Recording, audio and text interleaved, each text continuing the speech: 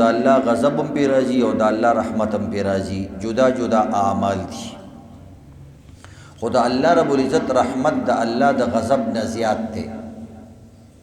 الایمان بین الخوف والرجا، ایمان د یری او د امید په منځ کې د یو شي نوم دی چې کوم انسان د الله نه امید هم ساتي او د الله نه یریږي نو دا د ایمان علامت او نښه ده. چې کوم انسان بالکل د الله نه یریږي نو د ایمان کمزور دی، او چې کوم انسان بالکل پر امید دی د سره یره پکې نشته دام د خطرې خبره ده. نو د انسان زندگی دا د خدا رحمت پهلو به د غضب نه زیاته ساتي، امید به د الله نه ډېر زیات کې. ان رحمتي غلبت غضبي، وی الله په عرش باندې لیکلي چې زما رحمت زما د غضب نه زیات دی. تاسو ګورئ چې کله انسان قرآن شروع کوي نو بسم الله کې د الله نوم راشي، بسم الله، نو د الله په نوم باندې انسان زړه کې وحشت او دهشت راځي، ځکه الله ډېر لوی ذات دی، طاقتونو والا ذات دی. نو چې د انسان په ذهن کې وحشت او دهشت راشي نو فوراً الله وی الرحمن الرحیم، بسم الله الرحمن الرحیم، چې بنده ډېر مه یریږه، زه رحمان یم زه رحیم یم. بیا ورپسې الحمد پهله صورت کې بیا دوباره وی الحمد لله رب العالمین الرحمن الرحیم. خو بعض انسانان داسې وي چې هغه د رحمت د خبرې نه غلط مطلب والی. کله چې زوی ته پته ولګېږي چې زه په پلار باندې ډېر ګران یم او نازول یم نو کله ناکله دا د دې نازولتوب نه غلط مطلب والی. بیا هر وخت پلار ته جاړي، هر وخت شی نه غواړي، په وړه وړه خبره باندې خفه کېږي، خپل ناز په هغه پلار باندې اوچتوي. نو دې وجې نه الله رب العزت خو الله دی، نو بیا وایي مالک یوم الدین، بنده گزاره به کې اخرت ورځ هم د زما رحمت ډېر دی، خو داسې نه چې ستاسو خوښه یې هغسې کې. نو زما ستا خیال وساتو، ما ته تل زه رحمان یم رحیم یم مهربان یم، گزاره کوم خلکو سره، خو ته به هم گزاره کې داسې نه چې څه دې خوښه یې هغه کې. مالک یوم الدین، د آخرت ورځ ده، که بیا د فرشتې ما ته پیش کي چې جی تا خو پې رحم کړی خو ده خو دا کارونه کړي دي، نو لږه ته به هم گزاره کې. بیا دا وړې وړې خبرې الله اسې معاف کوي. ویعفو عن کثیر، الله وی ډېرې خبرې خو زه تاسو ته همداسې معاف کوم، یعنی په نور شیونو باندې، په اودس باندې او دغه رنګې عزتمندو سبحان الله الحمدلله سره دا واړه ګناهونه درته همداسې معاف کوم. نو بهرحال عزتمندو الله رب العزت انسان ته د معافۍ بانې لټوي. زمونږ او ستاسو قانون داسې دی چې کله د یو سړي نه خفه شو نو موږ او تاسو عزتمندو بیا د هغه نه ډېر زیات په سختۍ سره خوشحالیږو، او اکثر خوشحالیږو نو خو چې خلک مجبوره کي نو بس صرف صلح وکړو، د زړه نه هم هغه خبره نه وځي. بعض وخت کې معافي مو وکړو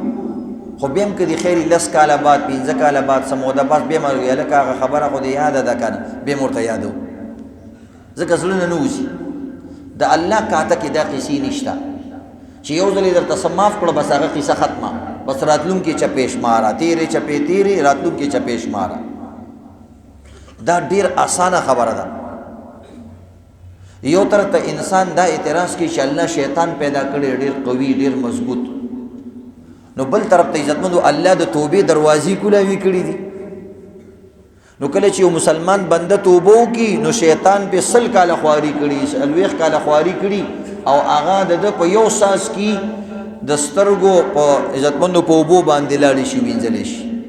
وی شیطان په سر خاورې راواچي چې موږ دومره خواري کړې او هغه لاړه د سترګو په یو ساس کې اوبو باندې ختمه شوه.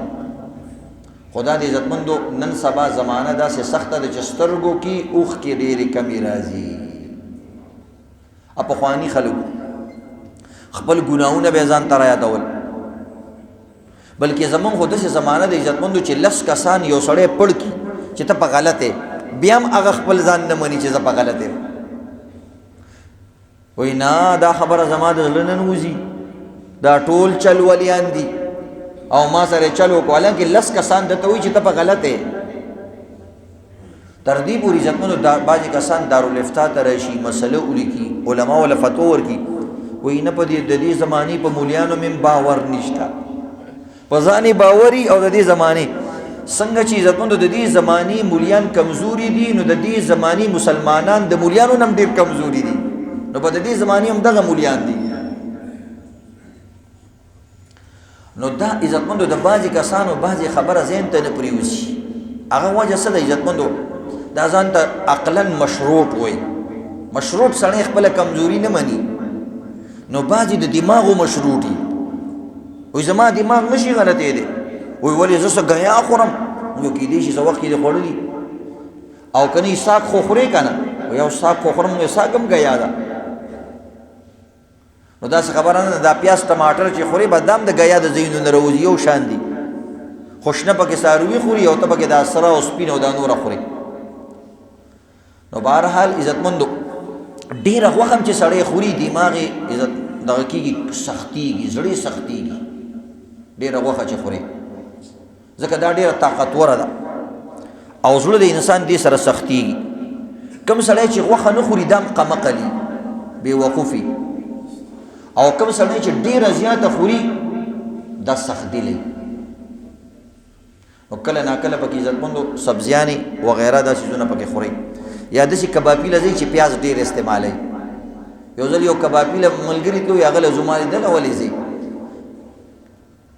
وایي د ده کباب چاله بدیږي نه نو من هغه خو کمزوري کباب پخوي وایي د دې وجې نه خو له ځو که نه پیاز پکې ډېر اچوي نو هغه بدیږي نه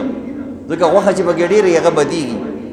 نو پیاز چې پکې ډېر اچوي نو سبزي شوه پیاز هم سبزۍ کې راځي نو وایي د هغه کباب سړي له نه بدیږي بهرحال عزتمندو الله رب العزت د انسان سره ډېره مینه کوي او د دې د مینې اندازه تاسو د دې نه کولی شئ چې الله رب العزت څومره لوی کائنات د انسان دپاره پیدا کړی چې څومره دورونه د آدم علیه السلام نه وشو تر اوسه پورې تر قیامته پورې انسان بس صرف چې الله کوم ایجادات کړي دي هغه ایجادات یې لا اوسه پورې نه دي معلوم کړي تاسو ګورئ پخوا ګیس خلکو ته پته نه وه چې شته د بجلی خلکو ته پته نه وه چې شته انټرنیټ نیټ خلکو ته پته نه وه چې دا شته خو الله رب العزت دا ټول څیزونه په دې ټولو کې دا طاقتونه ایښي خو زموږ دماغ کمزوري وو موږ ورته نه ورسېدلي نو په دې زمانه کې بعض وخت کې موږ ګیله کوو یار زموږ ملک کې ډېر شیونه نشته ټول شیونه شته خو ته پرې پوهېږې نه تا ته پته نه وه چې نور کې بجلي شته اوس درته پته ولګي د سولر سسټم چې شیشه ورته ونیسي نو بس بجلي جوړه شي د شیشې ایټم هم الله جوړ کړی دی نور هم الله جوړ کړی دی تار کې چې کوم څیز استعمالیږي هغه هم الله جوړ کړی دی او دا کوم سړی چې ته جوړوي دا هم الله جوړ کړی دی نو ستا پکې دي څه دا ټول څیزونه الله پیدا کړي دي الله قرآن پاک کې د دې کائنات تذکره چې کوي نو اخره کې وایي ویخلق ما لا تعلمون الله وایي ما زه به داسې څیزونه پیدا کوم چې تاسو پرې نه پوهېږئ ګوره په دې یو جمله کې ټول ساینس ټیکنالوجي دا ټول جدید څیزونه را دننه کړه ځکه اوس بعض څیزونه داسې دي که هغه الله موږ ته بیان کړی وی نو چې ته پرې نه پوهېږې نو بیا ترې فایده نه شي اخیستی دویم دا دی چې دا ټول څیزونه الله تیار را لېږلی وی نو دې مو ته خو به خپلو کې ټول جګړې کولې تاسو تیارخور سړی اکثر جګړه کوي کوم سړي دوکان کې بعضې مشروط اسې ناست دي که هغه مشي دي بعض وخت کې کشي دي نو بس هغه جنګ جګړې روزانه بدله راغواړي او کوم سړی چې کار کوي روزګار کوي نو هغه هم جنګ کوي خو هغه ډېر کم کوي هغوی پرېږده مړه دماغ هم خراب دي کاک ته بس خپل سودا خرڅوه الله دا شیونه د دې وجې نه جوړ کړي دي چې موږ او تاسو په دې کې مشغول یو د ټولو نه لوی عزتمندو کمزوري هغه فرصت دی هسې کېناستل دا د ټولو نه فضول کسي دیو نه پیغمبر تعالی وایي سنلقي علیک قولا ثقیلا ډېرې درنې درنې خبرې در باندې راکوزومه ځان به ټینګې نو درانه کارونه کول اکه د دنیا کې د آخرتي دا د بهترین سړي علامت دی هسې بې سبه نه کېږي ګینې ځان سره به هم جنګونه کوي ځان سره خبرې کوي بعضې کسان زړه زړه کې ځان سره په جنګ بهرحال الله انسان سره ډېره مینه کوي دا یو آسمان چتې ولې دومره جوړ کړی چې اوسه پورې دنیا ساینس ټیکنالوجي څومره ترقي وکړه آسمان ته نه دي رسېدلي او عزتمندو دا سپوږمۍ خو وړه ده، دا د دنیا د شپږمې حصې برابر ده، خو د انور د دنیا عزتمندو 14 لکه کرته لوی ده د دنیا نه، 14 لکه دنیاګانې چې راجمع کړي، سوچ هم سړی نشي کولی. موږ یو دنیا نه ده لیدلې، خپل ملک هم لا پوره نه دی لیدلی. نو دا الله ځان دپاره نه جوړ کړي. الله لا تأخذه سنة ولا نوم. موږ ته خو د خوبونو او د دې خوراک سکاک د دې څیزونو ضرورت نشته دی. ستا غم را سره سبا به وي چې څه درد نه لګي. یو سوال د انسان ذهن ته راځي عزتمندو چې نبي علیه الصلاة وسلام او پیغمبران الله باندې ډېر ګران او هغوی له د دنیا شیونه الله کم ورکړي دي او موږ له یې زیات راکړي دي. هسې د انسان ذهن ته خبر راځي. نو انسان ته دا ځان ډېر ښه سړی ښکارېږي چې لکه موږ به ډېر ښه خلک یو. نه، دې کې یو عجیبه خبره زما ذهن ته راځي چې کوم شکرګزار کس وي هغه په لږه خوشحالېږي، او چې کوم حرصناک او ناشکر وي هغه له به څه ورکې، هغه له به ډېره ورکې. کوم چې روغ سړی هغه په لږ شي خوشحالېږي، او ناجوړه سړی لیونی، مشهوره مقوله ده وایي په ډېرو لیوني خوشحالي. نو موږ الله ته لیوني ښکارو چې دا لیوني دي، دوی لکه څه شی ور نه کړه چغې او سورې به وایي دا څه شی دي، موږ سره هېڅ نشته، موږ سره هېڅ نشته. نو عزتمنو د نبي علیه السلام زمانې کې به اکثره صحابو سره یو جوړه جامې وي. بعضې به پکې داسې وو چې عزتمندو هغې سره به یو څادر و، بس به ځان نه تاو کړی و، دا به کمیس هم و، دا به پرتوګ هم و، ټوپۍ به نه وي. د دې وجې نه نه مثلا بعضې کسانو یې ګوره پلاني صحابي هم ټوپۍ نه وه په سر کړې، هغوی د غریبۍ د وجې نه ده په سر کړې، نه وه ټوپۍ کپړه ګرانه وه، کپړې چېرته وي. نو بهرحال عزتمندو موږ له الله زیاته د دې وجې نه راکړه چې موږ حرصناک یو، بې صبره یو، ناشکره یو. سبا به د قیامت په چې ته پاڅېږي موږ ځکه عبادت نه کوو چې درک نه لګېدو. نو د یو څیز چې سره الله حساب وکړي چې تا څو جوړې جامې صرف کړې وې، دا راشه دا حساب کتاب دلته پروت دی، او څومره بدینونه دې استعمال کړي دي. او پخوانی زمانه چې ټوله راغونډه کړي که نه، نو تا چې یو کس څومره جامې کپړې استعمال کړي د هغه وخت 2000 کسانو هم دا نه دي استعمال کړي. بیا به درته پته ولګي چې هلکه ما خو ډېره کوتره ویستې ده.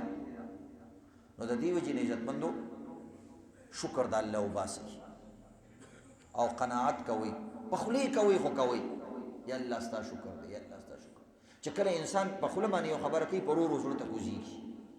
د ناشکرۍ خبره بالکل به موږ سره څه دي دا خبره بالکل مه کوه. که یو سترګه خرڅې په 10 لکه روپۍ خرڅېږي رامخکې شه وایي نه جي 10 لکه روپۍ خو دې دا شو. که ګرده خرڅې وروره عزتمندو په 50 لکه خرڅېږي خرڅې نه جي دا خو نه خرڅوم، نو 50 لکه دې دا شوې. یو شی داسې شماره عزتمندو. نو موږ هر یو انسان الله بنیادي طور سره اربپتی پیدا کړی دی، او دې کې دا فرق نه دی کړی چې دا کافر دی، دا مسلمان دی، او دا د هندو بچی دی، او دا د سکھ بچی دی، او دا ټول یې ورکړي دي چې څوک دا ګیله ونه کړي موږ سره څه دي. بیا ستا په دې لاسونو په دې سترګو کې په دې دماغو کې داسې طاقت پیدا کړي که دا ته استعمالې نو ته اربونه روپۍ نور پیدا کولی شي. نو نور درته څه وکړي؟ یو سړي له دې بهترین مشین ورکو چې په دې کپړه جوړېږي، په دې باندې مثلا تار جوړېږي، اوس هغه نه استعمالوي. ماړه دا خو هسې اوسپنې دي په دې به زه څه کوم؟ نو دا اوس د دې سړي غلطي ده، مشین خو مولا ورکو اوس پې سړی نه پوهېږي. نو الله موږ له مشیندري را کړې ده چې اسمان ته خېږي بنه خېږي، دې دماغو کې دله داسې طاقت در کړې که ته استعمال کې داسې شی هم جوړولی شي او په هغې ختلی هم شي. نو نور څه وکړي؟ دا کوم کسان چې د ستورو ته او مریخ او دې ځایونو ته ختلي خو دا دماغ ول الله ورکړي که نه. اوس ته چې کوم دی بس ټوله پوزه کې ګوتې وې او سر ګرې او نور دې څه کار نشته، ته د دې د لاس خپو نه کار نه هلي، نو دا خو ستا کمزوري ده. نو د بوري زویه څه خو بویه که نه، یا د کونډې زویه څه خو بویه، څه کار خو کوه که نه. نو دا دومره قیمتي شیزونه ګورې الله موږ او تاسو له راکړي دي. په یو سترګه کې لکونه بلبونه الله لګولی دي. دومره لږ ځای کې دومره بلبونه څوک فټ کولی هم نشي. دومره رګونه د انسان په بدن کې دي عزتمندو چې 3 پیرې د دنیا نه تاویږي، خو دا د انسان دماغو کې هم نه راځي. خو عزتمندو کوم څیز چې فري میلو شي د هغې قدر نه مشهوره خبره ده. دا چې کله سر ګنجې شي کټاسرې شي او به یونیورسټي روډ ته لاړ شي یو ویښته به په څو لګې وایي 3000 روپۍ به یو ویښته لګې بس وایي زه یو 20 دانې راله ولګوم په نور مې واره نه راځي بیا ورته په دوی چې هلکه دا یو ویښته خو هم ډېر قیمتي دی دا خو موږ د خپل فصل و چېرته سوچ هم دې ته موږ نه دی کړی چې دا ویښته هم پکې لاسه نعمت دی موږ ته خو ویښته د سره نعمت ښکاري نه دا خو دا زمانه لږ ایډوانس اوس خلک دا ویښته اړئ راړئ اوس خلکو ته پته ولګېده نو د دې وجې نه عزتمندو د الله ډېره شکریا ادا کول پکار دی نو په بدن باندې الله موږ ټول مالدار پیدا کړي بے مسلمان د عقیدې په اعتبار سره مالدار پیدا کړی دی ځکه د ده زړه د الله کور دی د الله دوه عرش دي یو عرش الله الاکبر یو عرش الله الادنا یو د الله غټ عرش یو د الله وړوکی عرش د الله غټ عرش د اسمانونو نه بره دی او دا الله وړوکی عرش د انسان زړه دی نور ته څه وي ستا زړه الله خپل کور جوړ کړی لکه بیت الله څنګه هغې ته بیت الله وي هغه د خاورو نه او د خټې نه جوړ شوی دی ستا دا زړه الله رب العزت عزتمندو دی د غوښې نه جوړ کړی دی نور څوک زمونږ کلمه په زړه کې پرته ده که الحمدلله نو د دې وجې نه عزتمندو زړه الله رب العزت خپل کور جوړ کړی دی مسلمان ته یو سکون عزتمندو که دا چرسي که پوډري که هر څه دا سکون دته یو ځل یو چرسي کس ته چا وویل چې هلکه چرسي ټول امریکا دله درکو خو یو شرط باندې یا ټول پاکستان یا ټول سرحد نو هغه غریب چېرته 2-3 ګنټې شوي چېرته کشي نه ووالې هغه ویلې مړه یو سرګټ ورکړه لس شرطونه هم د سره منم صرف یو سرګټ ورکړه لس شرطونه هم منم ته لا ټول پاکستان راکې چې یو شرط ویله سوچ وکړه ګورې وایي په ایمان درته وایم چې درکوم او شرط وایه صرف اکا صورت چې ټول امریکا یا ټول دنیا یا ټول پاکستان نه درکو خو لس شرطونه نه یو شرط څه شرط دی ستا په زړه کې کلمه شته ویلې او کلمه خو شته نور مونځ او دس زکات وغیرې هېڅ شته صرف کلمه ورسره دی چرسي پوډري سره یو عام کس دی غریب په هېڅ باندې نه دی په ډیران پروت دی وایي کلمه را سره شته بس دغه یو کلمه راله راکړه او ټول پاکستان او ټول امریکا والا چرسی روره یکدم په دغه کې راغلی وبګنېدو راغلی دا څه وې دا کومې خبرې کوې دغه یو ایمان دی ما سره غم رانه تالی قسم په الله که په ټوله دنیا یې ورکم دې ته وایي د ایمان دولت خلک مونږ ته د ایمان دولت پته نه لګي ټوله دنیا وله ورکوي چرسي وایي قسم په الله ما د مور نه غلا کړې ده او د جومات د مولي صاحب نه مې سپلۍ پټې کړي دي او پلانې کار مې کړی دی او د لور د والي مې پټې کړي دي خدا کلمه چاله نه ورکو دې ته وایي د ایمان دولت الحمدلله نو یو سړی چې مړ شي ډېر سخته بیماری کې وایي شکر الحمدلله کلمې نصیب شوه او یو لوی امریکا کې عزتمند امریکي یو لوی مالداره کس مړ شي خلک وایي لاړې سپی مړ شو خنزیر مړ شو په دې ټوله دنیا به څوک هغه ورته پاتې شوه په دې ټوله دنیا کې د یو کلمه ونه ویله چې ځان سره الله سره وړی وی هغه ټول شی نه خو دې پاتې شو ټولو ته د دنیا بدترین سړی وی همدغه دی شیونه هم دې پاتې شو مالونه هم دې پاتې شو او ځان سره یې پکې کلمه ونه وړله نو دا خو بدترین کس دی دې ته ویلی کېږي غریب انسان او دا عزتمندو زره ایمان دې چرسي سره خو بیا پوره کلمه ده د دې کلمې زره چې ستا په زړه کې وایي د زري ایمان والا به هم جنت ته ځي زره په سترګو نه ښکاري نو د دې وجې نه عزتمندو الله رب العزت موږ او تاسو ته چې کوم دی ورځ په ورځ باندې د بخښنې ارادې کوي من به تو مشغول تو به امرو زید وایي زه خو تا ته مشغول یم بنده خو ته دوکان کور فلانې هلته خو د دې دپاره لږ شان وخت عزتمند د دې دپاره الله رب العزت ګوره د پریکټس بیا زمانه راوستې ده چې دا سړي خو نه سمیږي پیغمبران هم ورله ورله قرآن هم ورله کتابونه هم ورله نو په دې 12 میاشتو کې دا یو میاشت د پریکټس راوسته ده ځکه دا یو میاشت دا پریکټس وکړي نو څه نه څه به بیا سم شي نو د دې وجې نه عزتمندو دا رمضان المبارک الله د مخنې د یو پریکټس او د ورزش د معنا راوستې ده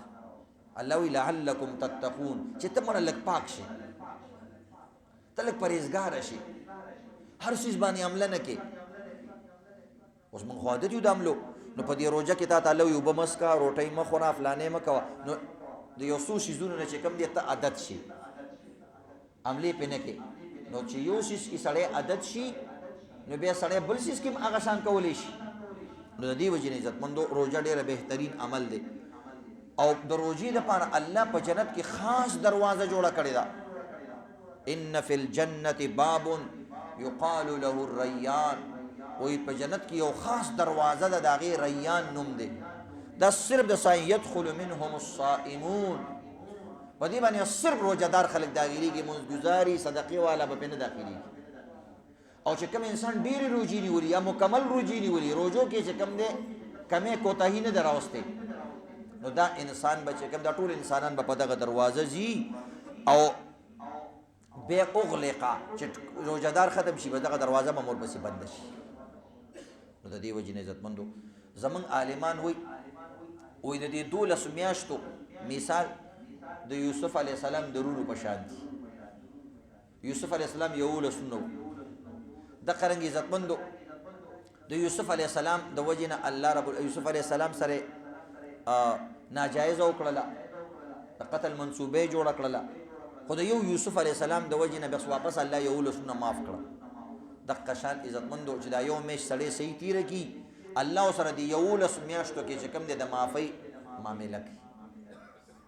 نو دا اوس یو میاشت را روانه د عزتمندو دی کې ډیر زیات خیال ساتل پکار دي اول نمبر یو مسله درته بیانوم د دې شیزونو ډیر خیال ساتل پکار دي اکثر کسان روزه نیسي او روزه ماتي نو تاسو کیږي په کوم اذان باندې روزه ماته کو بعض وخت دوه درې اذان یا یو اذان یو منټ مخکې بل روستا بل 2 منټه روستا سحری کې امداسي کیږي پیشبنی کې امداسي کیږي چې په کوم اذان باندې روزه بندو او په کوم باندې کولاو اذانونه عزتمندو د دې تعلق مون سره دی دا خو ته موږ ډبل پیکیج ډبل کارونه تیارو ګینه اذان اصل کې راغلی د چا لپاره مونږ لپاره حي علی الصلاه مونږ راشه خو ځکه خیر دی که بل پیکیج تیالی بل کار به کې خو په صحیح ترتیب به کې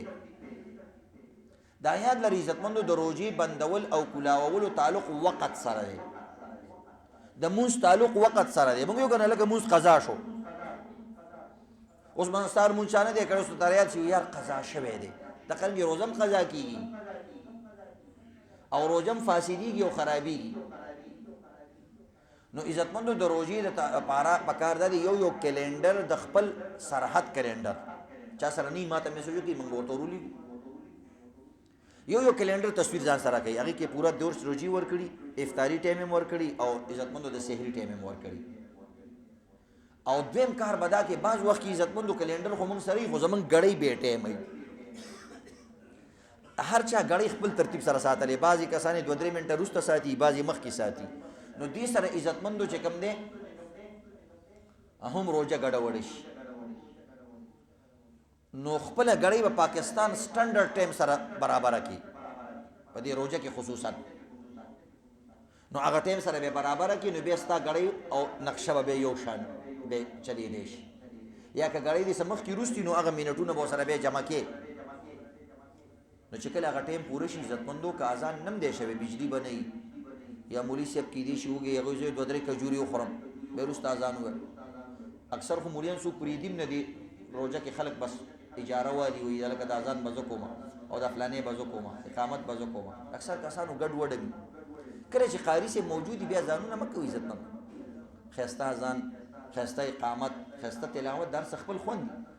چې کله نه مجبوري وخت سړی کولی شي یا قاری سے ته اجازه وکړي نو عزتمندو په ټیم باندې روزه بندوي د دې شزورو په خیال ساتي ګین روزي منټولي ګډي وډي شي یو د دې مسلې پکې عزتمندو خیال ساتي پړې غړي په ټیم کوي زنانو ته ټیم خای د شپې نه چې نن دا ټیم دی دا ټیم را پاسي غدي طریقې سره وکا نو دا یو اهم مسله دی عزتمندو دویم عزتمندو دا د پروژه کې د سحر موز او د ماسوتن موز اهتمام کوي دلته عموما عزتمندو تراویح کېږي د دکانداران راځي نو دلته تراول ځان رسوي مختصر تراویح کېږي کوم دکانداران دي نور ځایونو کې چې کوم د خپل علاقو کې دانه کې نو تراویح خو بالکل مپرې دی او ختم هم څوک د 3 ورځو کېږي د 4 ورځو کېږي د ډیرو کېږي رمضان قرآن سره ډېر عزتمندو مناسبت دی رمضان قرآن میں آیا، قرآن رمضان میں آیا. رمضان په قرآن کې راغلی او قرآن په رمضان کې راغلی دی. ان شاء الله د دې ټولو خبرو به خیال ساتو کړئ. ان شاء الله نور وختن فوقتن برته د روزې مسائل، پیشمنی مسائل، د تراویح مسالې او سره به بیانېږي. خو د ټولو نه اول عزتمندو او دویم نمبر دا دی د میاشت خو خیر ورځ ده نه کتل کېږي، خو کوشش وکړئ چې بیا مازدیګر ټایم کې دکانونو نه یا دغه چا مارکیټونه دي بر وخیږي او د دې اهتمام وکړي. دا سنت طریقه ده او نبی اسلام چې روزه نیسئ نو ګورئ، چې بندوي نو ګورئ. ان شاء الله د دې اهتمام به کوو. ان شاء الله دې عمل کول توفیق راکړي.